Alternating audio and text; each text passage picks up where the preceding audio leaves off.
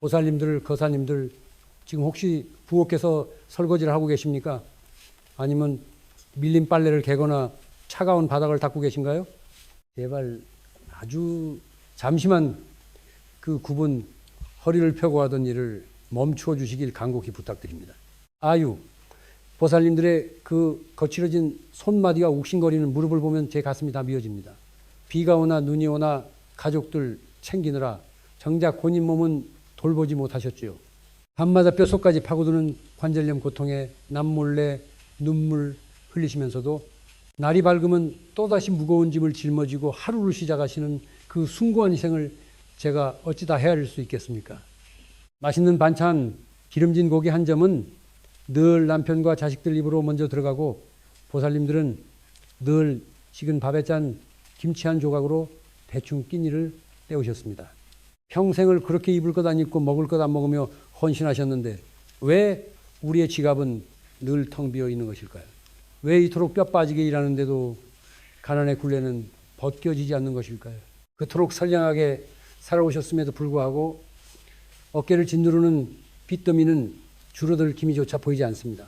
남편의 사업 실패, 자식들의 취업 난관, 끊임없이 빠져나가는 병원비까지 마치 보이지 않는 거대한 늪에 빠져 발버둥 칠수록 더 깊이 가라앉는 것만 같은 절망감을 느끼셨을 것입니다. 하늘도 무심하시지 도대체 전생에 무슨 큰 죄를 지었기에 이토록 가혹한 형벌을 내리시는가 원망도 해보셨을 겁니다. 하지만 보살님, 그것은 절대 여러분의 잘못이 아닙니다.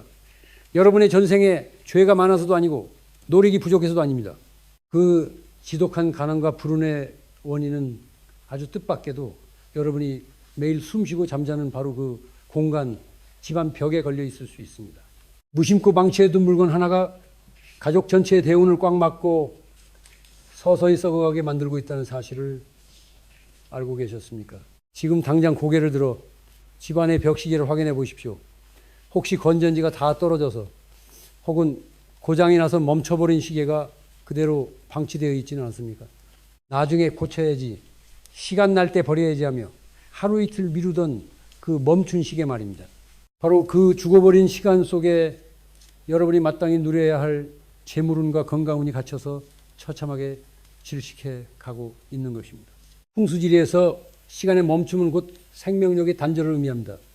기운이 흐르지 않고 고여버린 그곳은 가난 귀신이 가장 좋아하는 완벽한 은신처가 됩니다. 가난 귀신은 멈춘 시계바늘에 매달려 여러분의 집안 구석구석에 음기를 뿜어내고 뼈 빠지게 벌어온 돈을 먼지처럼 흩날려 버립니다. 아무리 용을 써도 밑 빠진 독에 물 붓기였던 이유가 바로 여기에 있었습니다. 오늘 저 길상한 불법이 8월 10일이라는 특정한 날에 왜 반드시 멈춘 시계를 버려야만 하는지 그 무서운 영적 비밀을 낱낱이 파헤쳐 드리겠습니다. 이 영상을 끝까지 보시고 제가 알려드리는 비방을 그대로 실천하신다면 그동안 여러분을 올감했던 가난의 사슬을 끊고 찬란한 황금빛 대운을 맞이하실 수 있을 것입니다. 자, 그럼 멈춰버린 시간이 어떻게 우리의 운명을 파괴하는지 그 끔찍한 진실 속으로 들어가 보겠습니다. 보살님들, 거사님들, 풍수질이라는 것은 결코 멀리 있는 것이 아닙니다. 진정한 풍수는 우리의 마음, 즉 풍수질의 진심에서부터 시작하여 우리가 머무는 공간의 기운을 애정으로 다스리는 것입니다. 집안 거실이나 방벽에 걸려있는 시계를 그저 시간을 확인하는 단순한 도구로만 생각하셨습니까? 천만의 말씀입니다. 풍수학적으로 시계는 끊임없이 째깍거리며 움직이는 양용의 기운 그 자체이며 집안 전체의 생명력과 재물운을 끊임없이 순환시키는 집안의 심장과도 같습니다. 사람의 심장이 멈추면 생명이 다하듯 집안의 시계가 멈추면 그 공간에 흐르던 맑은 기운도 그 즉시 차갑게 죽어버리는 것입니다. 그런데 그토록 중요한 시계가 건전지가 다 떨어지거나 혹은 태엽이 고장나서 멈춰버렸을 때 우리는 너무나도 안일하게 대처하는 경우가 많습니다. 요즘 바쁘니까 주말에 건전지 사다 끼워야지, 시간 날 때 수리점에 맡겨야지 하면서 며칠, 몇 달, 심지어 몇 년을 먼지가 쌓이도록 그대로 방치해 둡니다. 보살님, 그 멈춰버린 바늘과 함께 여러분의 가정에 들어와야 될 찬란한 대운도 바로 그 자리에 멈춰서서 서서히 썩어가고 있다는 것을 왜 인지하지 못하십니까? 고인 물이 썩어 지독한 악취를 풍기듯 멈춰버린 시간 주변으로는 아주 차갑고 흉한 기운만이 맴돌기 시작합니다. 이렇게 생명력이 완전히 끊기고 음임의 기운이 짙게 깔린 멈춘 시기에는 바로 그 끔찍한 가난 귀신이 가장 탐내고 안락하게 여기는 완벽한 은신처가 됩니다. 가난 귀신은 밝고 생기 넘치는 양기를 두려워하지만 생명이 다해 차갑게 식어버린 그 멈춘 시계반을 위해는 찰거머리처럼 들러붙어 단단히 또아리를 틉니다. 그리고는 밤낮을 가리지 않고 멈춘 시계를 매개체 삼아온 집안 구석구석 빈곤과 불운의 저주를 퍼뜨리기 시작합니다. 이것이 바로 우리 보살님들이 아무리 뼈 빠지게 발버둥쳐도 그 지독한 가난의 늪에서 한 발자국도 빠져나올 수 없었던 가장 무서운 영적 원인입니다. 가난 귀신은 일말에 자비조차 없습니다. 우리 보살님들이 굽은 허리를 두드리며 식당 주방에서 남의 집 허드레실로 뼈 빠지게 일해 벌어온 그 피 같은 돈을 마치 구멍난 낡은 독처럼 줄줄 새어나가게 만듭니다.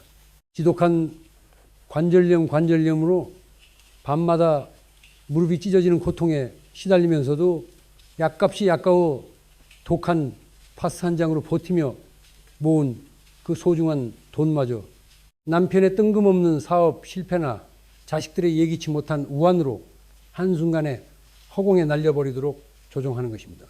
보살님들이 식은 찬밥 덩어리를 눈물과 함께 삼키며 가족을 위해 헌신하는 그 억울한 시간 동안 가난 귀신은 멈춘 시계 속에서 여러분의 맑은 생기와 재물운을 포식하며 흉측하게 살찌고 있었던 것입니다. 그렇다면 왜 하필 8월 11일 이 날짜에 멈춘 시계를 무조건 버려야만 하는 것일까요? 명리학과 천문풍수비전에 따르면 8월 11일은 늦여름의 습하고 무거운 운기가 절정에 달하며 동시에 가을을 알리는 날카로운 숙살지기 만물을 시들게 하는 기운과 처음으로 무섭게 교차하는 치명적인 영적 사각지대입니다. 이 시기에는 천지의 기운 파동이 극도로 불안정해져서 집안 멈춘 시계 속에 웅크리고 있던 가난 귀신들의 흉포함이 그에 달하게 됩니다. 만약 이날까지도 그 죽은 시계를 집안에 고이 품고 있다면 그 흉한 기운이 폭발하여 가문을 옥죄는 가난의 사슬이 다음 세대, 즉 여러분이 목숨보다 사랑하는 자식들의 앞길에까지 대물림되는 참혹한 결과를 낳게 됩니다. 제가 이렇게 거듭 당부드리면 많은 거사님과 보살님들이 변명하듯 말씀하십니다. 선생님, 그래도 백화점에서 비싸게 주고 산 명품 시계인데 돌아가신 부모님이 남겨주신 유일한 유품이라 차마 쓰레기통에 버릴 수가 없습니다. 아유, 그 애틋한 마음 저도 10분 이해하고 가슴이 아픕니다. 하지만 보살님, 물건에 대한 그 미련이 지금 온 가족의 숨통을 잔인하게 조이고 있습니다. 이미 말라 죽어버린 나무에서는 절대 화려한 꽃이 피지 않듯 죽은 시계에서는 결코 재물이 솟아나지 않습니다. 썩은 쓰레기를 안방에 모셔두고 부자가 되기를 바라는 것과 대체 무엇이 다릅니까? 과거에 대한 미련과 얄팍하게 아까워하는 그 찰나의 망설임이 스스로 재물복의 목을 꽉 조르는 뼈아픈 실수가 되는 것입니다. 이제는 단호하게 결단하셔야 할 때입니다. 멈춰있는 벽시계는 더 이상 시간을 알려주는 도구가 아니라 여러분의 귀한 가정에 재앙을 불러들이는 섬뜩한 흉물일 뿐입니다. 다가오는 8월 11일, 이 죽은 시간을 담고 있는 흉물을 집 밖으로 걷어내는 순간 그동안 꽉 막혀 썩어가던 대운의 혈이 뻥 뚫리고 맑고 강력한 양의 기운이 폭포수처럼 쏟아져 들어올 것입니다. 시계를 치우는 것, 그 작은 용기가 바로 가난 귀신의 거처를 산산조각 내는 위대한 첫걸음이 됩니다. 제가 왜 이토록 피를 토하는 심정으로 간곡히 말씀드리는지, 이 작은 풍수 비방을 통해 실제로 기적처럼 운명이 뒤바뀐 한 보살님의 눈물겨운 실화를 다음 이야기에서 들려드리겠습니다. 보살님들, 제가 지금부터 들려드릴 이야기는 지어낸 옛날 이야기가 아닙니다. 불과 몇 년 전 부산의 비탈진 골목 거기에서 아주 작은 식당을 운영하시던 예순을 넘긴 한 보살님의 피눈물 나는 실화입니다. 그 보살님은 평생을 남편과 자식들 뒷바라지에 바치며 자신의 이름조차 잊고 살아오신 우리 시대의 전형적인 어머니셨습니다. 새벽 3시면 어김없이 일어나 시린 손을 호호 불며 차가운 쌀을 씻고 뜨거운 불 앞에서 온종일 서서 일하시느라 무릎에는 심한 관절염이 훈장처럼 자리 잡고 있었습니다. 하지만 그렇게 뼈가 부서져라 이래도 그 대개 형편은 나아지기는커녕 매일매일 더 깊은 수렁으로 빠져들고만 있었습니다. 보살님은 손님들이 남기고 간 식은 밥 조각으로 허기를 달래며 버티셨지만 하늘은 무심하게도 그 가정에 끊임없는 시련을 내렸습니다. 평생 막노동을 하던 남편은 갑작스러운 병마로 쓰러져 병원비 폭탄을 안겨주었고 대학까지 힘들게 가르친 아들은 수년째 취업에 실패하며 방황하고 있었습니다. 급기야 식당마저 파리만 날리게 되자 매일같이 사채업자들이 문을 두드리며 행패를 부리는 지옥 같은 일상이 반복되었습니다. 보살님은 저를 찾아오셔서 퉁퉁 부은 손으로 제 옷자락을 부여잡고 선생님, 제가 전생에 무슨 대역죄를 지었길래 이리도 가혹한 벌을 받는 것입니까? 차라리 죽는 것이 낫겠습니다라며 통곡하셨습니다. 그 처절한 눈물 앞에서 제 가슴도 미어지는 듯 했습니다. 저는 사태의 심각성을 직감하고 그 길로 당장 부산으로 향했습니다. 보살님의 식당 겸 살림집에 발을 들이는 순간 저는 온몸에 솜털이 곤두서는 듯한 섬뜩한 한기를 느꼈습니다. 한여름이었음에도 불구하고 집안 전체에 차갑고 끈적끈적한 유미의 기운이 짙게 깔려 있었던 것입니다. 그것은 단순한 가난의 냄새가 아니었습니다. 무언가 아주 흉악하고 집요한 존재, 바로 가난 귀신, 이 집안의 가장 깊숙한 곳에 빠리를 틀고 앉아온 가족의 생명력과 대운을 짐승처럼 갉아먹고 있는 살기 어린 기운이었습니다. 저는 나침반을 들고 집안 곳곳의 기의 흐름을 쫓기 시작했습니다. 거실과 안방, 화장실까지 사사티 뒤졌지만은 표면적으로는 큰 문제가 없었습니다. 그런데 주방 구석 낡고 커다란 냉장고 뒤편에서 검고 탁한 기운이 소용돌이치며 뿜어져 나오는 것을 발견했습니다. 저는 보살님께 부탁하여 무거운 냉장고를 힘겹게 앞으로 끌어냈습니다. 그리고 그 뒤편 벽을 본 순간 저는 경악을 금치 못했습니다. 냉장고에 가려져 수년 동안 빛조차 보지 못한 퀴퀴한 벽면에는 유리가 깨진 채 바늘이 완전히 멈춰버린 낡은 벽시계 하나가 흉물스럽게 매달려 있었던 것입니다. 시계 바늘은 정확히 4시 44분에 멈춰 있었고 그 위로는 시커먼 먼지와 거미줄이 기괴하게 엉켜 있었습니다. 보살님, 대체 이 죽은 시계를 왜 이곳에 방치해 두신 겁니까? 제 호통에 보살님은 그제야 시계의 존재를 떠올리신 듯 털썩 주저앉으셨습니다. 아이고 선생님, 5년 전에 냉장고를 새로 바꾸면서 자리가 모자라 저 구석으로 밀어넣었는데 까맣게 잊고 있었습니다. 건전지도 떨어지고 고장난 거라 버려야지 하면서도 먹고 사는 게 너무 바빠서 그만.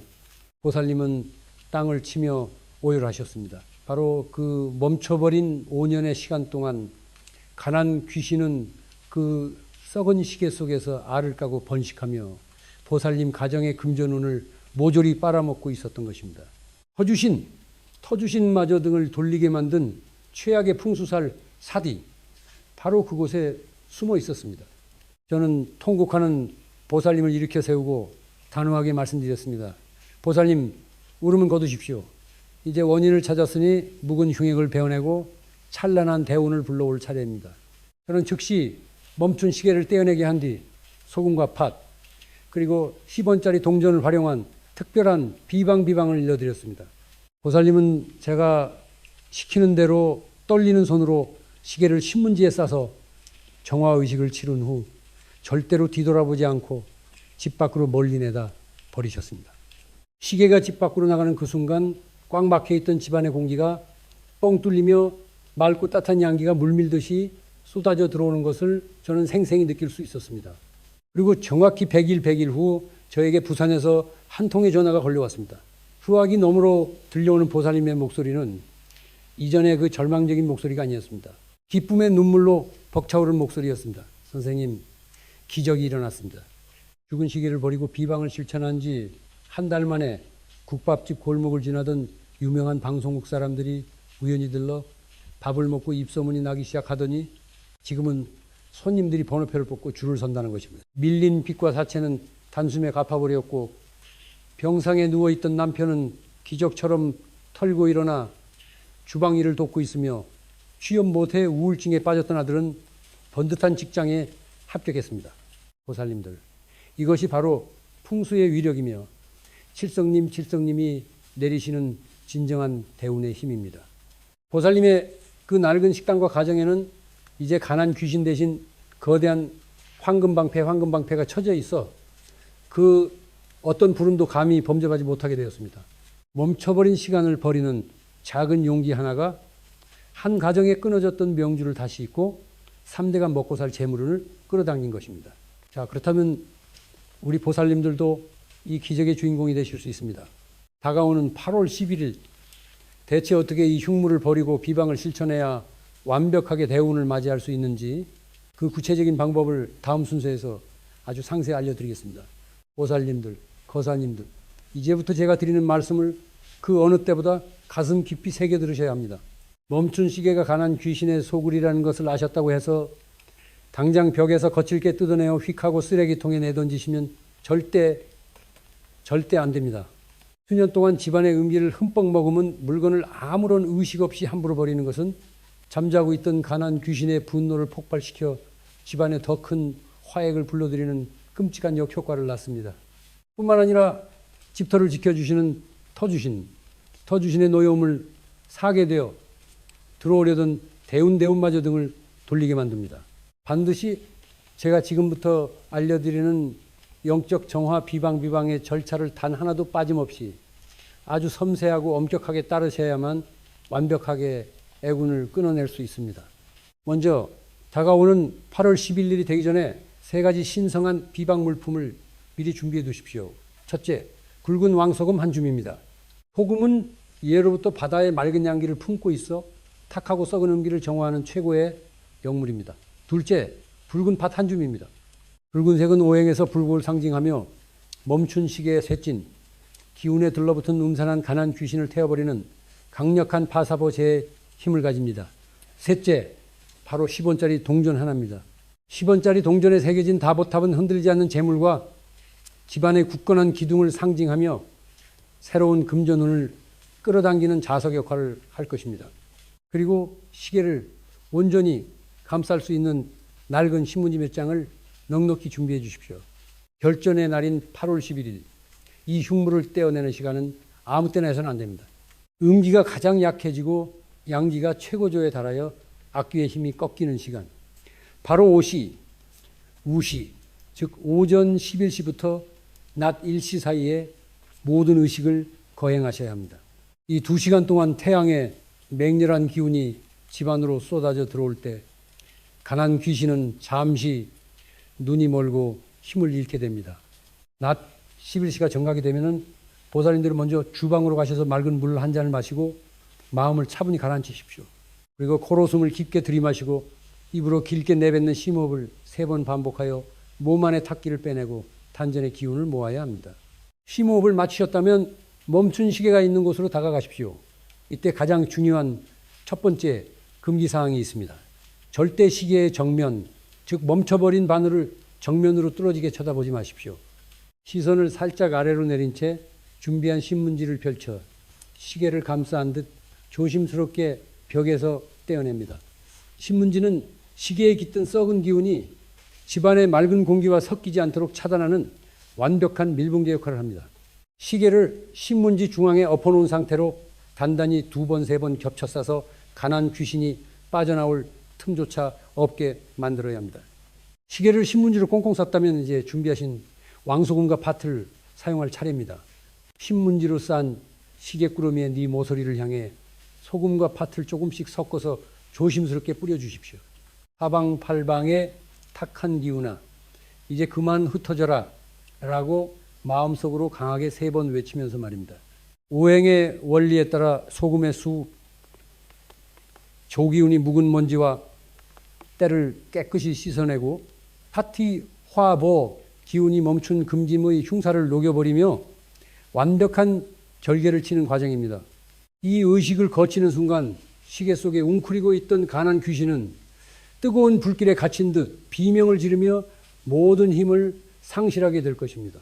마지막 활용점정의 단계입니다. 소금과 밭으로 결계를 친 그 꾸러미 정중앙에 아까 준비해둔 10원짜리 동전을 올려놓고 테이프로 떨어지지 않게 십자가 모양으로 단단히 고정하십시오.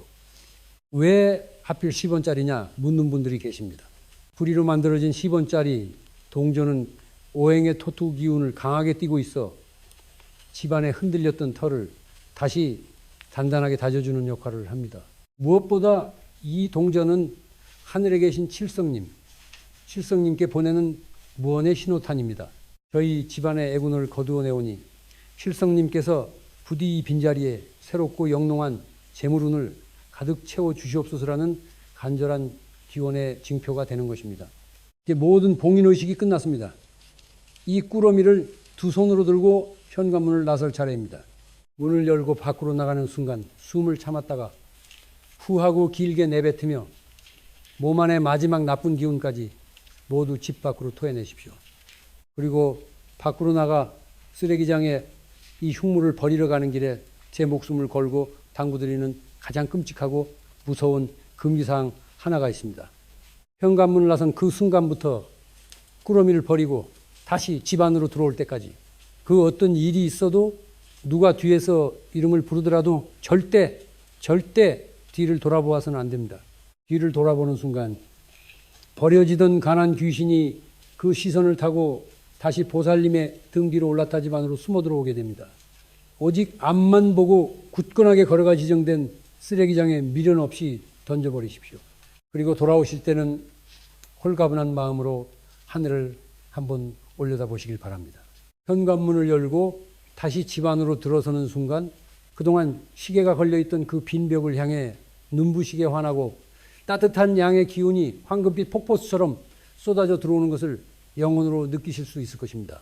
서주신이 마침내 미소를 지으며 여러분의 가정에 새로운 대운의 문을 활짝 열어주신 것입니다. 자, 이제 집안을 완벽히 정화했으니 이 들어온 대운을 영원히 묶어두는 황금방패를 치는 비원의 기도를 다음 순서에서 다 함께 올리겠습니다. 보살님들, 거사님들, 이제 가장 힘들고 두려웠던 정화의 의식이 모두 끝났습니다. 죽은 시계를 밖으로 내다버리시고 절대 뒤돌아보지 말라는 그 무서운 금기를 굳건히 지켜내신 여러분의 용기에 깊은 찬사를 보냅니다. 지금 여러분의 심장 박동이 조금은 빠르게 뛰고 있을지도 모르겠습니다. 하지만 그 두근거림은 두려움이 아니라 수년 동안 여러분의 가정에 또아리를 틀고 있던 가난 귀신,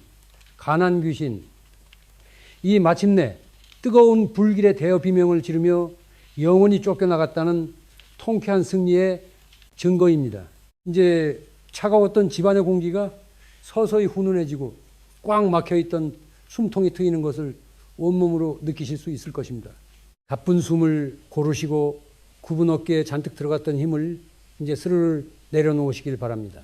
풍수지리의 엄격한 이치에 따르면 흉하고 나쁜 기운을 비워낸 그 빈 공간에는 반드시 새롭고 맑은 양용의 기운이 채워지기 마련입니다. 멈춘 시계가 걸려있던 그 어둡고 퀴퀴했던 벽면은 이제 하늘과 땅의 맑은 기운을 온전히 받아들이는 신성한 통로로 변모했습니다. 하지만 아직 마음을 완전히 놓기에는 이릅니다. 쫓겨난 가난 귀신이 집 밖을 배회하며 다시 호시탐탐 여러분의 빈틈을 노릴 수 있기 때문입니다. 그래서 지금부터 저 길상한 불법이 여러분의 맑아진 가정 둘레에 그 어떤 악귀와 불운도 감히 뚫고 들어오지 못하도록 거대하고 눈부신 황금방패를 쳐드리는 비원의 철벽 기도를 올리겠습니다. 이 기도는 하늘의 문을 열고 칠성님의 영험한 대운대운을 집안 한가운데로 끌어내리는 가장 신성하고 강력한 영적 의식입니다. 자, 지금 계신 곳이 비좁은 주방이든 거실이든 상관없습니다. 하시던 설거지나 청소를 모두 멈추시고 바르게 서거나 편안하게 앉은 채로 두 눈을 지그시 감아 주십시오. 그리고 두 손을 가슴 앞으로 모아 정갈하게 장해 주시길 바랍니다. 마음속 깊은 곳에 맺혀있던 억울함, 평생을 식은 밥에 짠 김치만 먹으며 가족을 위해 희생했던 그 한 맺힌 눈물들을 모두 제 목소리에 실어 저 드높은 하늘로 올려보내십시오. 천지신명과 질성님께 엎드려 고하나이다. 이 가정에 깃든 모든 탁한 기운과 묵은 미지의 사슬을 이제 낱낱이 끊어버리시고 가난 귀신의 흉악한 잔재마저 남김없이 태워 멸하시옵소서. 이 집안에 터주신께서 다시 흔들리지 않는 기둥을 세워주시고 사방팔방으로 닫혀있던 재물의 문을 활짝 열어주시옵소서. 대자대비하신 관세음 보살님, 부디 가엾고 선량한 우리 보살님들의 구분 허리를 따뜻하게 어루만져 주시옵소서. 비가 오나 눈이 오나 밤낮 없이 일하느라 퉁퉁 부어오른 거친 손발과 밤마다 찢어질 듯 아픈 관절염의 고통을 당신의 자비로운 약손으로 거두어 주시옵소서. 맛있는 고기 반찬은 다 내어주고 찬밥 덩어리로 끼니를 때우면서도 남편과 자식 앞에서는 환하게 웃어주었던 이 숭고한 어머니들의 헌신을 어여삐 여겨주시옵소서. 이제는 이 가정에 마르지 않는 재물의 샘을 파주시고 자손 대대로 부귀영화를 누리며 평안히 살아갈 수 있도록 철통 같은 황금 방패로 이 집안을 빈틈없이 옹이해 주시옵소서. 옴마니 반매훔, 옴마니 반매훔, 옴마니 반매훔. 기도가 끝났습니다. 보살님들, 거사님들, 이제 천천히 맑은 숨을 내쉬며 눈을 뜨셔도 좋습니다.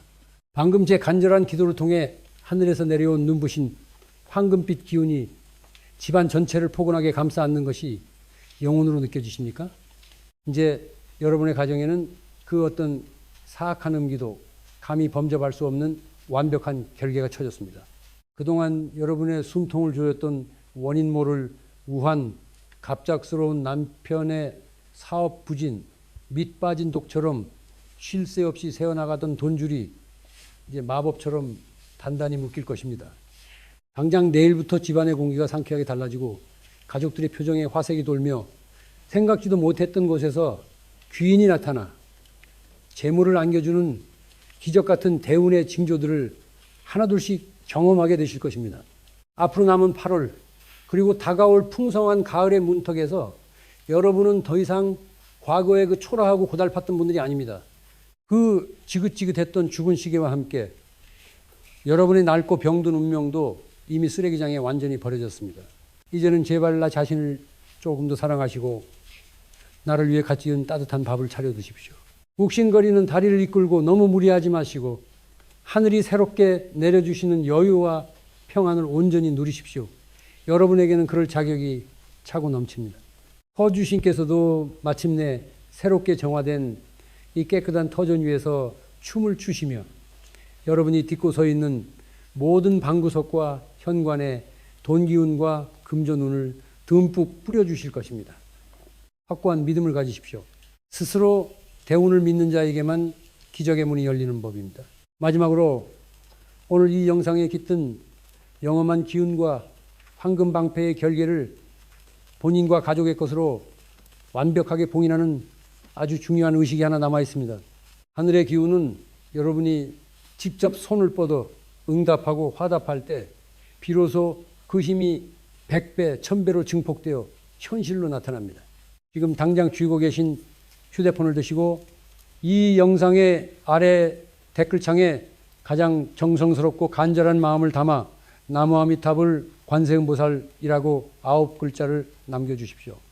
이 거룩한 명호를 직접 타이핑하여 세상에 내놓는 그 순간 여러분의 손끝을 타고 황금방패의 강력한 파동이 전해져 가정의 대문에 영원한 부족으로 각인될 것입니다. 댓글을 남기시면서 우리 가족의 군 퇴치, 재물은 만사형통이라고 마음속으로 3번 강력하게 염원하십시오. 보살님들, 거사님들 그동안 정말 고생 많으셨습니다. 앞이 보이지 않는 참으로 길고 어두운 터널이었습니다.